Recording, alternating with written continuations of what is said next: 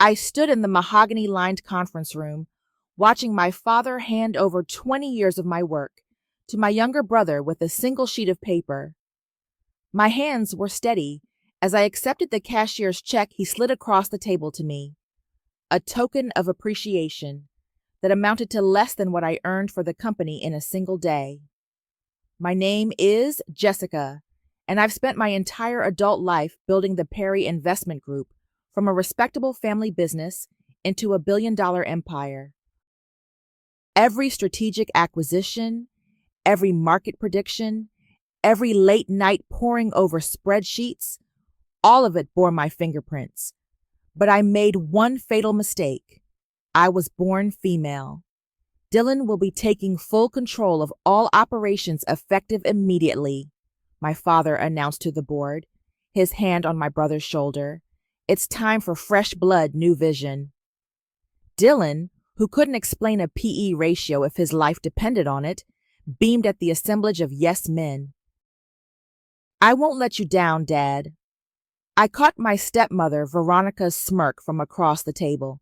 She'd been pushing for this for years, whispering in my father's ear about tradition and legacy, about keeping things in the right hands. Jessica, my father said, you'll of course stay on as an advisor. Your input has been valuable. The room waited for my response. They expected tears, perhaps a scene. Instead, I smiled, folded the check, and slipped it into my blazer pocket. Congratulations, Dylan, I said softly. I hope you know what you're doing. I walked out before anyone could respond, my heels clicking against the marble floor. In the elevator, I pulled out my phone and sent a text to Otis, my lawyer. It's time. Back in my office, I drafted a simple note to my brother. No signature, no trace. Enjoy it while you can. They thought they were writing me out of the story. They didn't realize they were just beginning mine. I opened my laptop and pulled up a folder labeled Contingencies. 20 years of preparation for exactly this moment. Let them celebrate tonight. Tomorrow, the real work begins. You're absolutely certain the trust clause is ironclad? I asked Otis as we sat in his dimly lit office, far from any prying eyes at Perry Investment Group. He slid his glasses up his nose, smiling that knowing smile I'd come to trust. Jessica, we spent 3 years crafting this fail-safe. Your father signed everything without reading the fine print, too busy bragging about Dylan's golf score that day. I nodded, pulling up the banking app on my tablet. Then let's begin. Start with the Monaco account. Within hours, subtle changes rippled through our family's empire. Nothing dramatic, just enough to make Dylan sweat. A delayed transfer here, a frozen account there. Small enough to blame on technical glitches, large enough to notice. My phone buzzed. Lucy, my best friend and secret ally, texted, "He's about to go live on CNBC. You watching?" I flipped on the TV just in time to see my brother's smug face filling the screen. Today, I'm announcing Perry Investment Group's bold venture into cryptocurrency mining operations. I couldn't help but laugh. He'd fallen for it. Hook, line, and sinker. The insider tip Lucy had leaked through 3 different channels, knowing Dylan would bite. Your brother's about to lose $500 million on a fake investment, Otis remarked, watching with me. Are you sure you want to? He lost the right to my protection when he sat silent during that meeting. I cut him off. Besides, it's not real money he's losing, just the illusion of control. My phone rang. Veronica. I let it go to voicemail, imagining her panic as she watched Dylan's big announcement implode in real time. What's next? Otis asked. I pulled up another document on my tablet. Now we wait for the whistleblower. He's been holding on to evidence of Dad's past dealings for years. Just needed the right moment and the right ally to come forward. And the right price? Everyone has one, I smiled. Dad taught me that at least. On TV, Dylan continued boasting about his brilliant investment strategy, completely unaware that by this time tomorrow, his first major move as CEO would be making headlines, for all the wrong reasons. Breaking news. Perry Investment Group's cryptocurrency venture loses $480 million in first week. The headlines scrolled across every financial network as I sipped my morning coffee. Lucy sat across from me at our usual cafe, barely containing her glee. "You should see the panic in the office," she whispered. "Dylan's fired 3 analysts already, blaming them for bad intelligence." My phone buzzed, a text from an unknown number. "I have documents about your father's dealings in 2008. Meet me at the pier." Eli. "I need to go," I told Lucy, dropping cash on the table. "Keep feeding Veronica those concerned hints about my involvement. Let her paranoia do the work." At the pier, a man in a gray suit waited, clutching a briefcase. "Jessica, I worked for your father during the financial crisis," he said, hands shaking slightly. "What he did, what he made us do." The documents he handed me were devastating. Forged signatures, buried audits, misplaced funds during the market crash. Dad had sacrificed hundreds of employees to save himself. My phone rang. Naomi, my mother. I hadn't heard from her since the divorce 12 years ago. "Jessica, honey, I saw the news about Dylan, about the company. Are you okay?" Her voice brought back memories of tearful goodbyes, of Dad telling me she'd abandoned us. Later, I learned he threatened to destroy her if she fought for custody. "I'm fine, Mom. Actually, I could use your help with something." "Anything, sweetheart." "Remember those shares Dad made you sign away during the divorce? The ones you never actually signed?" There was a long pause. "How did you know?" "Because I've kept every document, every fake signature, every dirty little secret. And now—" A hand grabbed my shoulder. I spun around to face Dylan, his face red with rage. "You," he snarled. "You're behind all this, aren't you? The crypto disaster, the system glitches, all of it." I smiled, shrugging off his grip. "Funny how loud you are now. You were awfully silent when I worked 80 hours a week building what you're losing." He raised his fist, but security cameras were everywhere. We both knew it. Instead, he spat at my feet and stormed off. "Mom," I said into the phone, "let's talk about getting what's yours." Meeting my mother at her small apartment felt surreal. She'd aged, but her eyes were still sharp, determined. The same eyes I saw in the mirror every morning. "These are the original documents," she said, pulling papers from an old shoebox. "Your father thought he destroyed them all, but I kept copies, hidden." I spread them across her kitchen table, proof that Dad had forged her signature, stolen her shares, buried her rights to the company in a maze of legal lies. "Why didn't you fight back?" I asked. "He threatened to destroy your future if I did." She touched my hand. "I chose your safety over justice." My phone buzzed. "Lucy." Dylan's fiancée Jacqueline just stormed out of the office. Something about canceled credit cards and hidden accounts. Another text followed, this one from Otis. "Eli's evidence is solid. Ready to move when you are." I looked at my mother's documents, then at Eli's. Combined, they were nuclear. "Mom, would you be willing to testify? About the fraud? The forgery?" She straightened her spine. "Yes." "It's time." Back at the office, chaos erupted. Dylan's cryptocurrency disaster had triggered an SEC investigation. Investors were pulling out. Jacqueline had gone to the press, revealing Dylan's gambling debts and cocaine habit. I ran into him in the parking garage. He looked horrible, unshaven, eyes wild. "Fix this," he demanded. "You always fix everything. Name your price." "My price?" I laughed. "You had your chance to fix this. 20 years of chances. Remember last month when Dad handed you my life's work? Remember staying silent? That wasn't my fault. Dad insisted, and you insisted on nothing. Took everything I built without a word of protest. I stepped closer. Now you get to watch it all burn. You're destroying our family. No, I said, walking away. I'm taking back what's mine. The destruction? That's just karma doing her job. My phone buzzed again. Otis. Board meeting called for tomorrow. Emergency session. I texted back. Perfect. Time for the final act. The pieces were in place.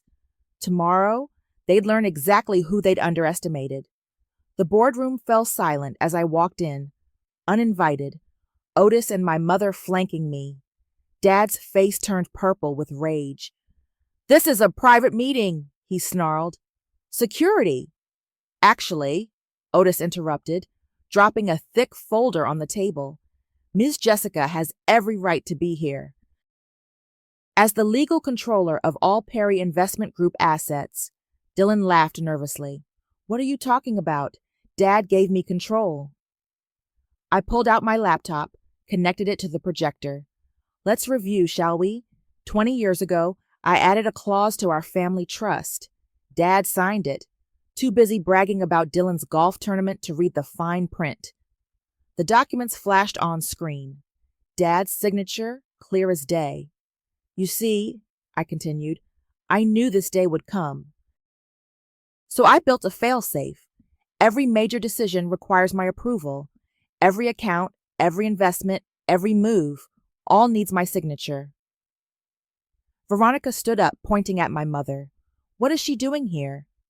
Showing the board how Dad forged her signature during the divorce, I smiled, along with evidence of tax fraud, market manipulation, and several other fascinating crimes.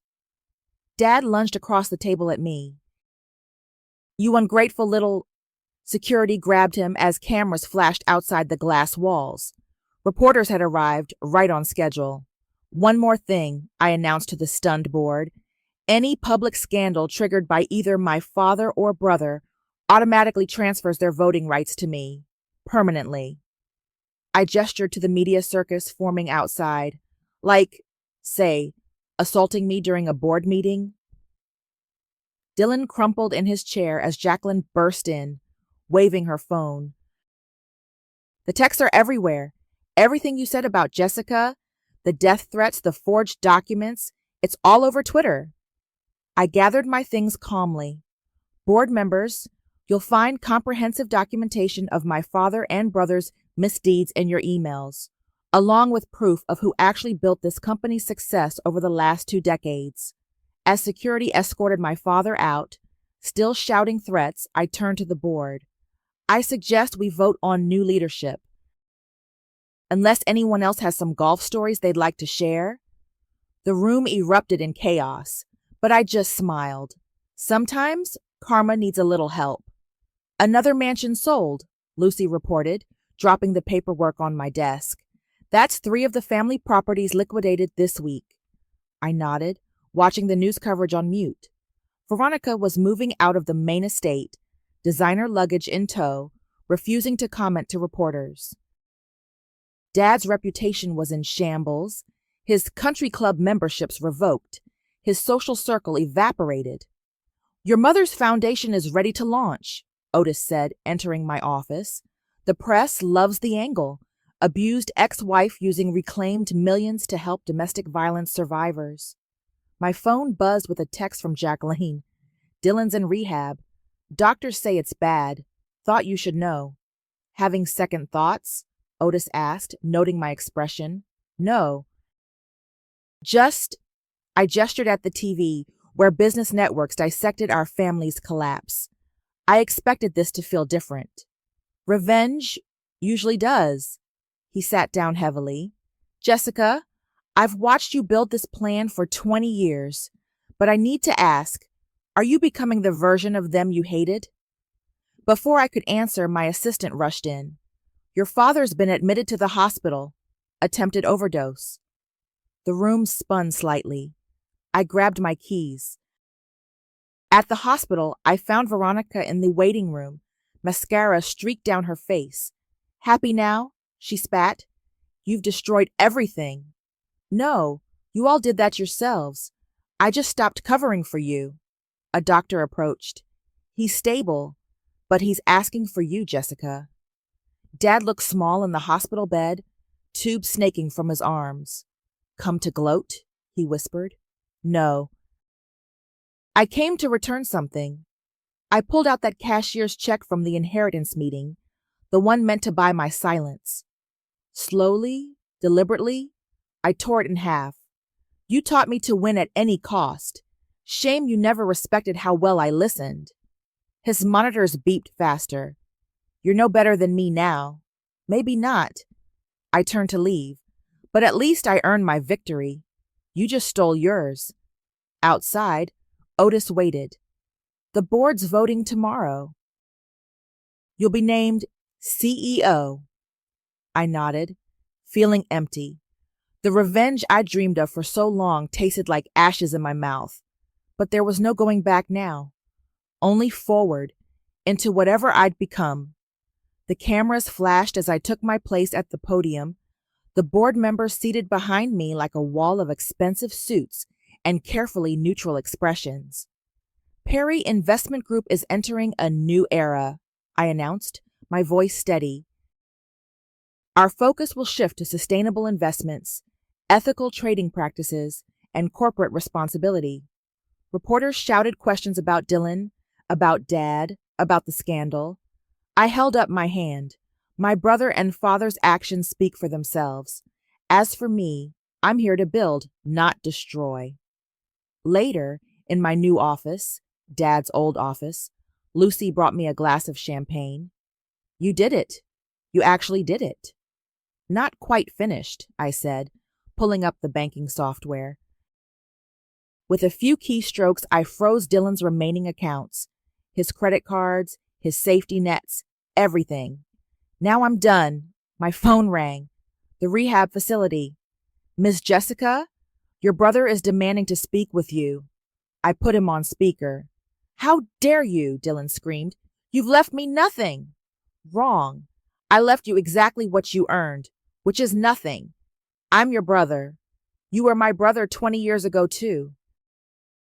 Didn't stop you from watching Dad erase me. After hanging up, I walked to the window. The city sprawled below, buildings gleaming in the sunset. All those years of working in shadows, being dismissed, being patient, they were over. Otis knocked and entered. Your father's being transferred to a long-term care facility tomorrow. The doctors say his mind is slipping. Make sure he's comfortable, I said. But not too comfortable. You're really going through with the company transformation? I nodded. Everything we acquire will be channeled into Mom's foundation. Let the old guard choke on their cocktails watching their precious empire turn philanthropic. And what about you? Otis asked softly. What's left for Jessica after the revenge is complete? I touched the cold window glass, watching my reflection. The woman staring back was powerful, victorious, and utterly alone. I thought victory would taste sweet, I whispered. All I felt was cold. But cold was familiar. Cold was what they'd taught me to be. And cold would have to be enough. The foundation approved another women's shelter today, Mom said over lunch, her eyes bright with purpose. That's 32 now. I smiled, watching her transform our weekly meetings from awkward reunions into working lunches. She'd found her calling, turning our family's poison into medicine for others. Just saw Dylan yesterday, Lucy mentioned while joining us. He's working at that electronics store in the mall. Actually seemed sober and humble, I added. He sent me an apology letter. First genuine thing he's ever written. My phone buzzed. Otis's retirement party invitation. He decided to step back, claiming his blood pressure couldn't handle any more family drama. Speaking of genuine, Mom said, sliding a newspaper across the table. Have you seen this? The article detailed Dad's deterioration in the care facility. He spent his days staring out windows, occasionally muttering about missed opportunities and regret. You could visit him, Mom suggested gently. I did. Last week. I stirred my coffee. He didn't recognize me, just kept saying he was sorry he never had a daughter. Lucy squeezed my hand. You okay? Before I could answer, a young woman approached our table, clutching a portfolio. Miss Jessica? I'm your new intern, Sarah. I wanted to say thank you for the scholarship program, for showing us we don't have to be silent. I studied her. Fierce, ambitious, unafraid, everything I'd been before the coldness set in. Sarah, join us, I said, pulling up a chair. Tell me your ideas for the company. Her eyes widened. Really? But I'm just an intern. I started as just a daughter. Look how that turned out. As Sarah excitedly outlined her proposals, I felt something crack inside me, like ice breaking in spring. The coldness wasn't gone, but maybe it didn't need to be. Maybe it could coexist with warmth. You're smiling, Mom whispered. Really smiling. They built a dynasty on my mind and laughed when they tried to steal it, I said. Now they live in shadows, and I sit in the sun. But you know what? The shadows taught me where to build the lights. Sarah beamed, and I saw my reflection in her hope. Sometimes revenge isn't about destroying what hurt you. Sometimes it's about building something better from the ruins.